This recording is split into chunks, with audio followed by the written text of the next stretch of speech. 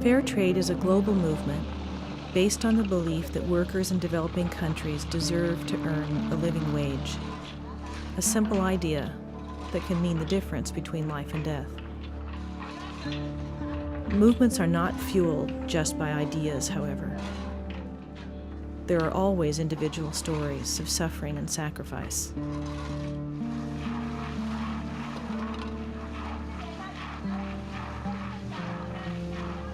Tamara Johnston is a fair trade activist and entrepreneur. But when I met her, she was a troubled 13-year-old. By the time she moved into the apartment next door, we belonged to each other, like family. I veered off the lake and went to my tattoo artist. I was there when she started the fair trade business with her twin sister Shelby and her brother-in-law Steve. I know it is much more than an entrepreneurial enterprise. Tamara's story of fair trade, like most, is about survival. In this case, her own.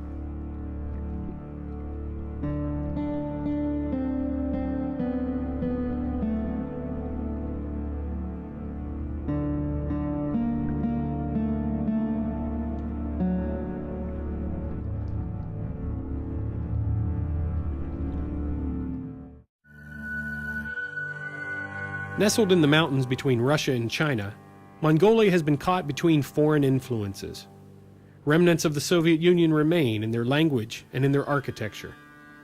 Before the Soviets came the Chinese, who brought in Buddhism and forced Mongolians to drop their last names, to sever their ties to their proud heritage.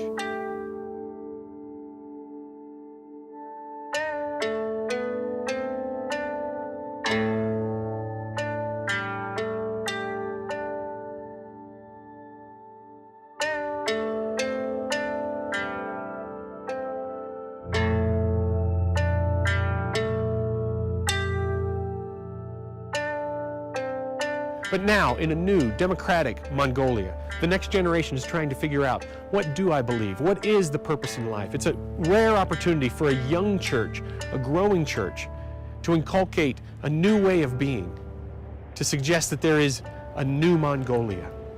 My guide in Mongolia was equal parts rock star and reverend. My name is Chinzorik. I'm pastor of Emmanuel Church here in Ulaanbaatar, capital of Mongolia. I was a student in a medical school.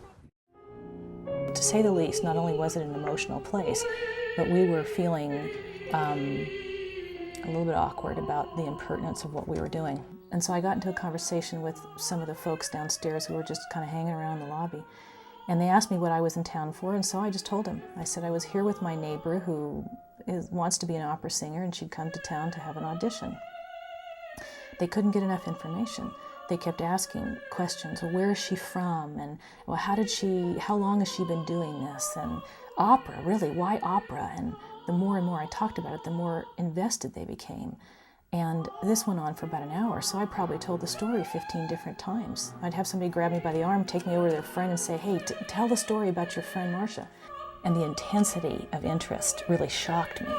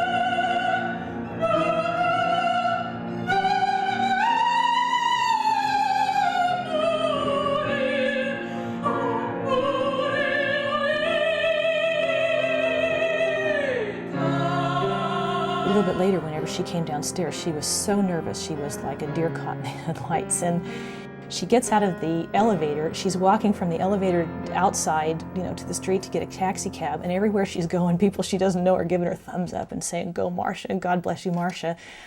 She must have thought, what kind of weird dream am I in?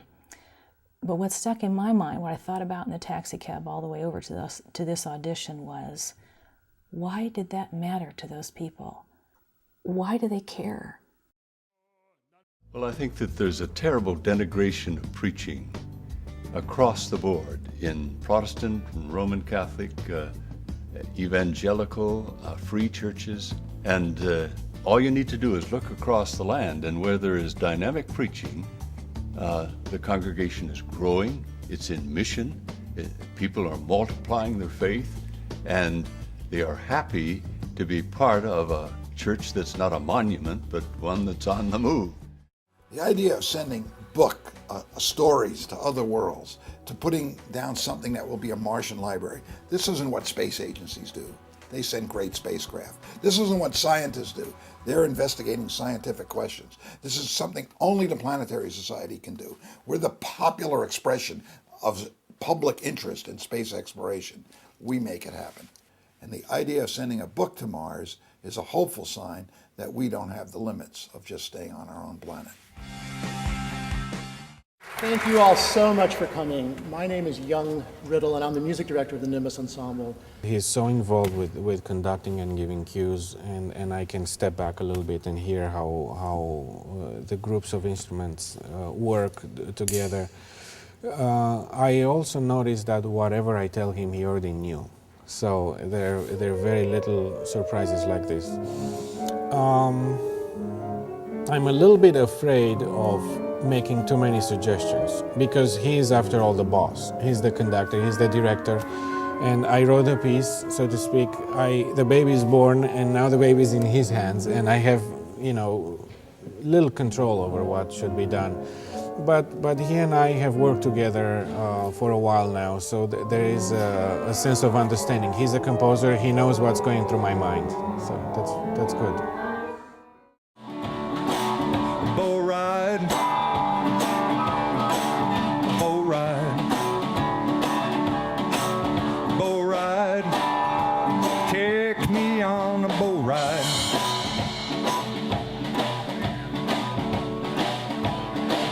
Yeah, here we go, man.